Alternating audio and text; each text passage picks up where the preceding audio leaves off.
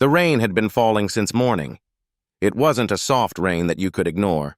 It was heavy, steady, the kind of rain that blurred the outlines of the city and turned headlights into long streaks of light on the wet streets. Keanu Reeves sat at the corner table of a small cafe, hands wrapped around a warm cup of coffee, watching people rush past with their umbrellas tilted against the wind. He liked this corner of the city because it felt quiet. No flashing cameras, no busy film crews, no one expecting him to be someone he wasn't. Here, he was just another man trying to find a little warmth in the middle of a cold, restless day. That was when he saw her. Across the street, under the broken cover of an old shop's awning, stood Ana de Armas. Her hair was damp from the rain, strands sticking to her face. She wasn't wearing the elegant outfits people were used to seeing in magazines or movie posters. Instead, she had on a simple gray coat, buttoned all the way up, and a scarf wrapped tight around her neck. Keanu noticed her because she wasn't moving like the others. People around her rushed forward, avoiding the puddles, ducking their heads. But Ana was still, almost frozen. She was holding a paper bag close to her chest, as if protecting it from the rain, and her eyes kept scanning the street like she was looking for someone. The traffic lights changed, and Keanu saw her take a hesitant step forward, then stop. A car sped past, splashing cold water over her shoes. She didn't flinch, but he saw her shoulders tighten. Something about the way she stood there made him feel uneasy. It wasn't the kind of stillness that came from patience. It was the kind that came from being unsure, from being alone in a place where no one would notice if you disappeared. Keanu didn't think about it too much. He pushed his chair back, left his coffee half-finished, and stepped outside. The cold hit him instantly, rain soaking through the shoulders of his jacket as he crossed the street. When he reached her, she didn't look up right away. Her gaze was still fixed on the far side of the road. "Ana?" he said gently. She turned, startled, and for a second there was something almost defensive in her eyes. But then she recognized him, and the tension shifted into something else, something harder to read. "Keanu, what are you doing here?" Her voice was soft, but there was a rough edge to it, as if she hadn't spoken much that day. "I could ask you the same thing," he said, managing a small smile. "You look like you've been standing here for a while." She hesitated before answering. I was supposed to meet someone, but I think they're not coming." Her words were simple, but the way she said them made Keanu's chest tighten. There was a quiet disappointment in her tone, the kind that didn't come from being stood up once. It felt older than that, like it was just another moment in a long line of moments where people promised something and never showed. He glanced at the paper bag she was holding. "You're soaked. Come inside, at least for a minute." She shook her head quickly. "It's fine. I'll wait a little longer." Keanu looked at her for a moment, the rain dripping down his hair. "You don't have to," he said softly. "Sometimes, waiting just makes it hurt more." For a moment, neither of them moved. The sound of the rain filled the space between them, along with the distant hum of traffic. Finally, Ana let out a small sigh, as if giving herself permission to step away from whatever hope she had been holding on to. They crossed the street together, her steps slow at first, then a little faster as they reached the warm glow of the cafe windows. Inside, she unwrapped her scarf, her fingers trembling slightly from the cold. Keanu ordered tea for her without asking, and when it arrived, she cupped her hands around it the same way he had done with his coffee earlier. "Thank you," she murmured, almost as if she wasn't used to saying those words. "You don't have to thank me," he said. "You didn't ask for help. I just thought you might need someone there." She looked at him for a long moment, something unspoken in her eyes, and then she said quietly, "Most people don't stop." The words hung between them. Keanu didn't answer right away. He just sat with her in the soft hum of the cafe, knowing that sometimes being there mattered more than knowing exactly what to say. Outside, the rain kept falling, but inside the air felt warmer. Still, Keanu knew this wasn't just about being caught in the rain. Whatever had left Anna standing alone under that awning was something deeper, something that wasn't going to fade just because they had found shelter. And he had the quiet feeling that this was only the beginning. The rain had slowed, but drops still slid down the windows, leaving thin silver trails that blurred the shapes outside. Inside the cafe, the warm air made a thin fog rise from Anna's cup of tea. She sat with both hands around it, her eyes drifting between the steam and the street beyond the glass. Keanu didn't push her to speak. He knew too well how silence could sometimes open a door faster than questions. Still, his mind was turning. She had been standing there, alone, holding that paper bag as if it was important. She hadn't looked lost. She had looked left behind. Finally, she broke the quiet. I was meeting someone from before. She paused, as if deciding how much to say. Someone I haven't seen in years. Keanu nodded slowly. A friend? She gave a small, humorless laugh. I thought so. Once. The words were heavy, and they made him wonder what had happened between then and now. Her fingers tightened slightly around the cup, as if holding on to the warmth kept her steady. He said he had something for me. Something important.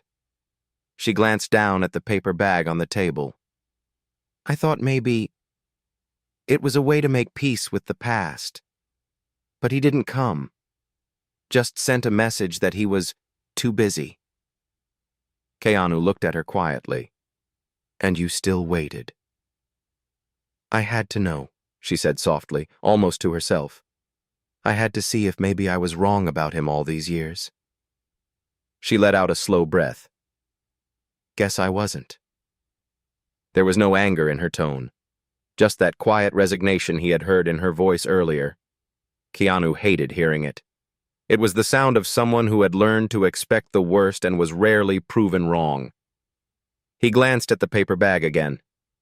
And that? This? She opened it slightly, revealing a small box inside, wrapped in plain brown paper. I brought something for him too. Thought maybe we could exchange gifts. You know, like old times. She closed the bag again and set it aside. But I guess it's staying with me. Keanu leaned back, studying her. You know, sometimes people leave our lives for a reason, and sometimes they come back to remind us why they left. She gave him a small, tired smile. You sound like you've been through it. He didn't answer right away. Maybe, but it's not about me right now.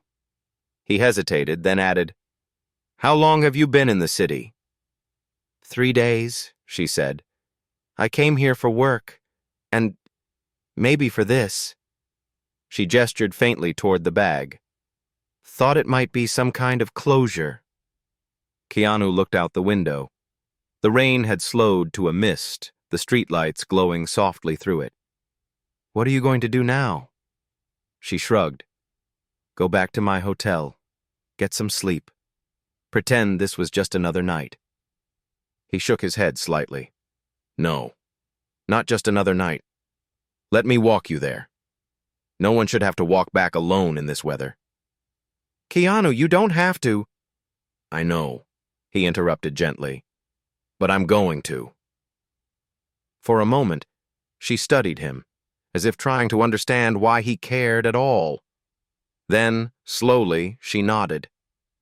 They left the cafe together, stepping into the damp air. The streets were quieter now, only a few cars passing by. The smell of rain still lingered, mixed with the faint scent of coffee clinging to their clothes. As they walked, Keanu noticed her glance over her shoulder more than once. Her steps were measured, almost cautious.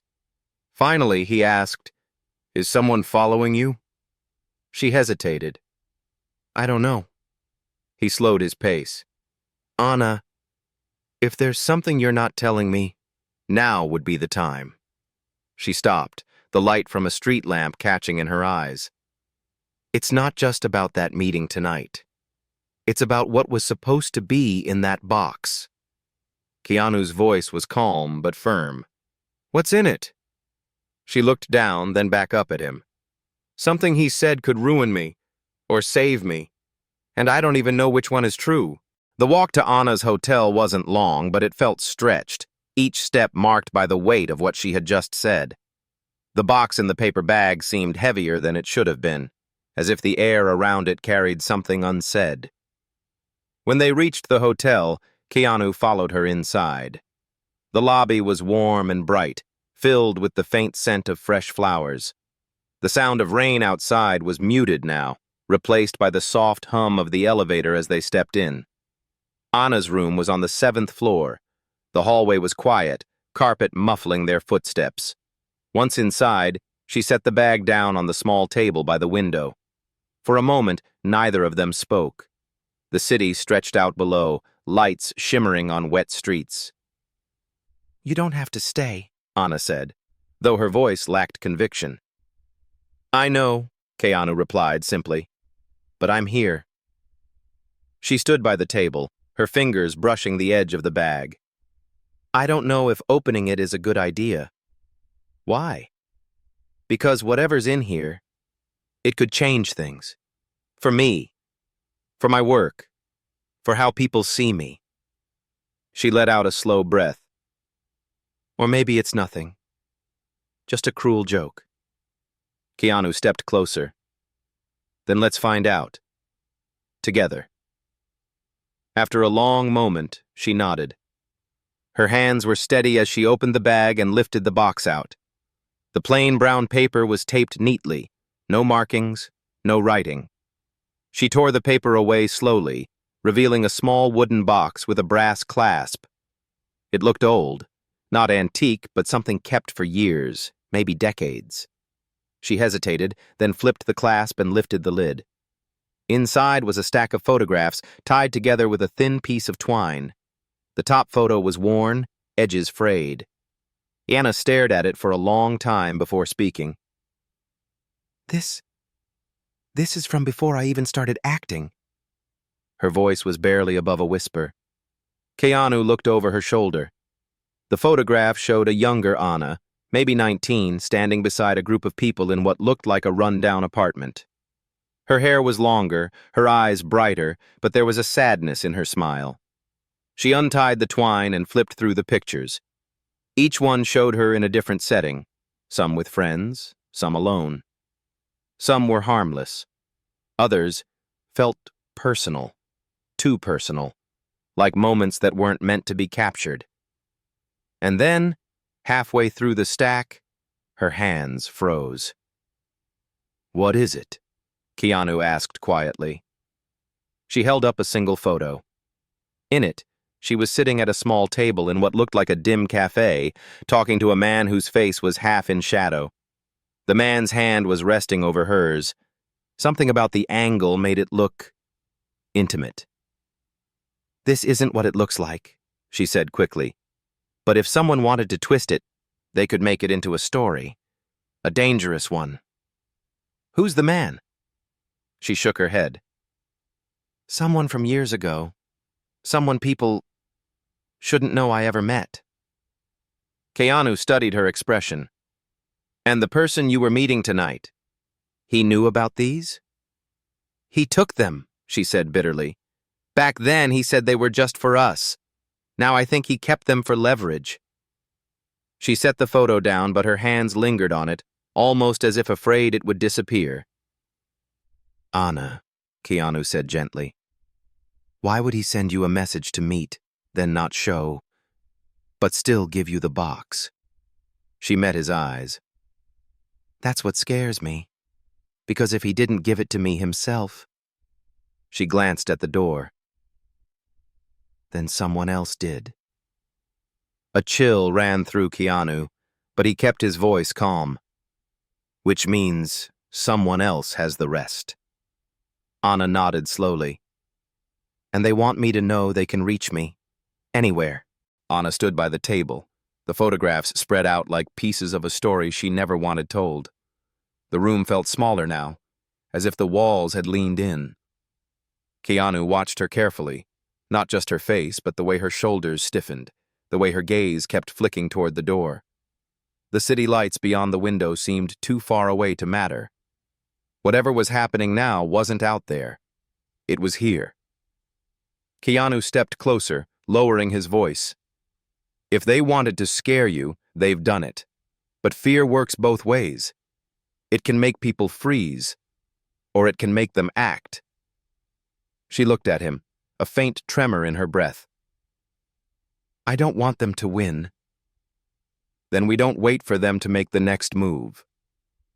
But before either of them could speak again, there was a faint sound outside the room, soft, deliberate, not the careless shuffle of a hotel guest walking past. It was a slow step, then another, then a pause. Anna's eyes widened. Keanu held up a hand, signaling her to stay still. He moved to the door quietly, pressing his ear against it. The sound came again, faint, but close. Someone was just outside. Without making a sound, Keanu reached into his coat pocket and pulled out his phone. He opened the camera and held it low to the ground, slipping it just far enough under the door to catch a glimpse of the hallway. On the screen, a pair of black shoes stood facing the door. The rest of the figure was out of view, but the stance was unmistakable. They weren't passing by. They were waiting. Keanu pulled the phone back and locked eyes with Anna. Someone's there. Her hand went to the box as if to protect it. What do they want? He shook his head. I don't know, but we're not going to give them the chance to find out. He glanced toward the balcony. 7th floor. Not a great height for escape, but not impossible if they had to. Keanu, she whispered, we can't just run without knowing why. But then, a knock. Slow, deliberate. 3 times. They froze. Another pause, and then a low male voice through the door. Anna, it's time we talk. Her face went pale. She whispered, That's not him. That's someone else. Keanu's mind was already working. Every instinct telling him this wasn't a conversation they wanted to have in a locked hotel room. Get your coat, he said softly, and the box. Where are we going? Somewhere they can't follow easily. She hesitated only a second before grabbing her coat. Keanu moved to the balcony door, sliding it open quietly. The rain had stopped, but the metal railing was slick. Below, the narrow alley glistened in the dim light. He climbed over first, then reached back for her hand. She took it, the box held tight under her other arm. The knock came again, louder this time. Anna, you're making a mistake. Without a word, they began moving along the narrow ledge toward the fire escape. The air was cold, the sound of their shoes on the metal faint but sharp in the quiet night. As they reached the corner, Keanu glanced back. The balcony door was still open, the curtains shifting slightly in the wind. And for just a moment, he saw a shadow move inside the room. Whoever it was, they were already in. The fire escape rattled softly under their weight as they descended. The metal was cold and slick from the rain, the air carrying the faint hum of traffic far below. Keanu went first, scanning the alley, then motioning for Anna to follow. She moved quickly but carefully, one hand gripping the railing, the other clutching the box tight against her chest. They reached the ground, their shoes splashing in shallow puddles. The alley was narrow, walls rising on either side, lit only by a flickering street lamp at the far end. This way, Keanu whispered, taking her hand and leading her toward the street. They emerged into the dim glow of a quieter part of the city. Most of the shops were closed, metal shutters pulled down. The rain had driven away late-night wanderers, only the occasional taxi passed, headlights cutting briefly through the mist. Anna kept glancing over her shoulder. What if he followed us? If he did, we'll see him before he sees us, Keanu replied. We keep moving. They turned down a side street, heading toward an older part of town Keanu knew, a place where narrow lanes twisted like a maze, where shadows could hide you better than walls. But as they moved deeper into the maze of streets, Anna spoke again, her voice low but urgent.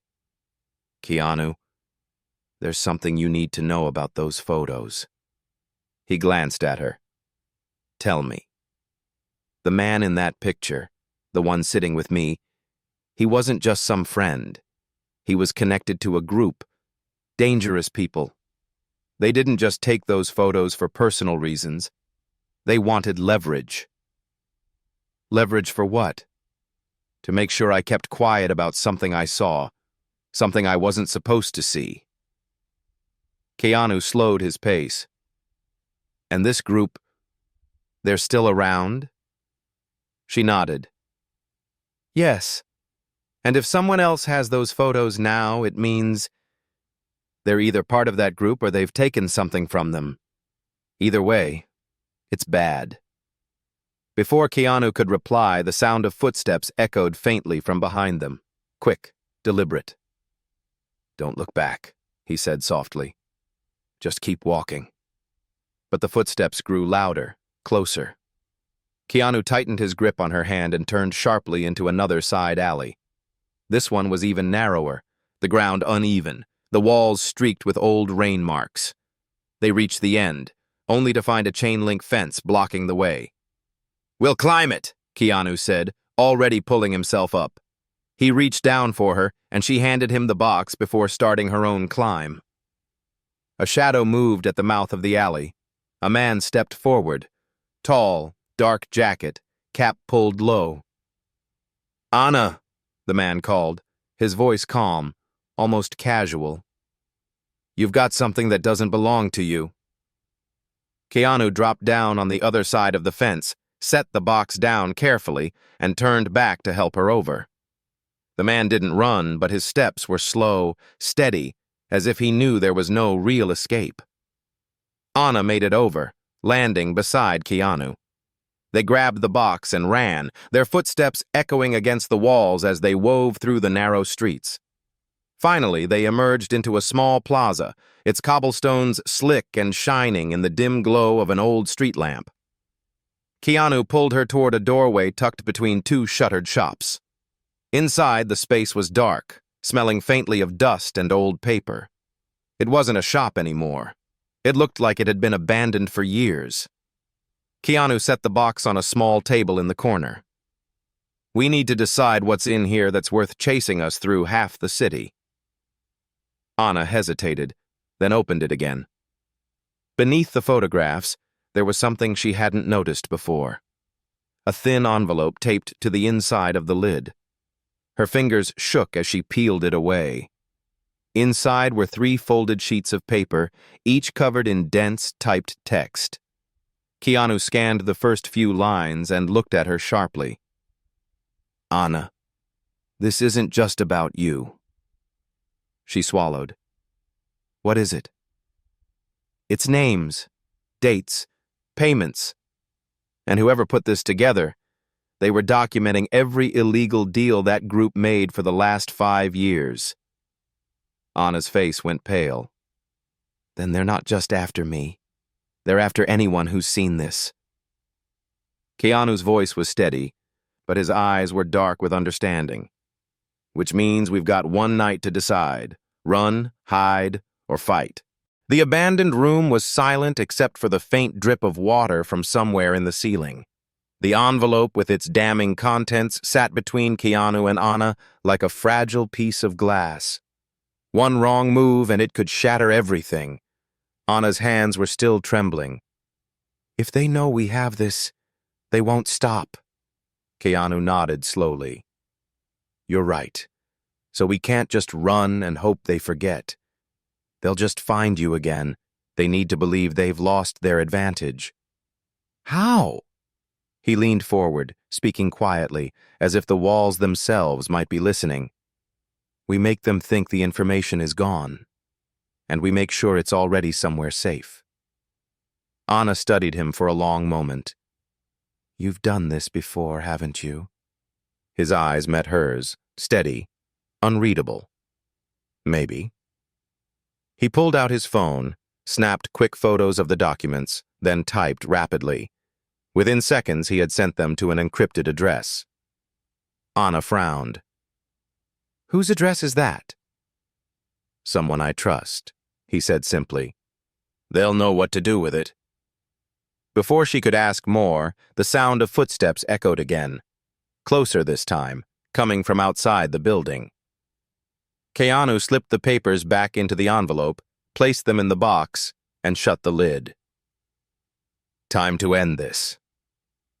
They moved to the doorway, shadows shifting in the plaza beyond. The man in the dark jacket stepped into view, flanked now by two others. "You've made this harder than it needed to be," the man said, his voice calm but cold. "Give me the box, Anna."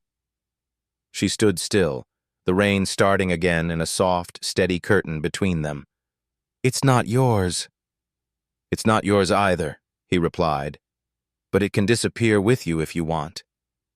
Keanu stepped forward, placing himself between them. "You came all this way for leverage, but you've already lost it." The man's expression tightened. "What do you mean?" "Copies," Keanu said, his voice firm. "Multiple copies already sent. You hurt her. This goes public.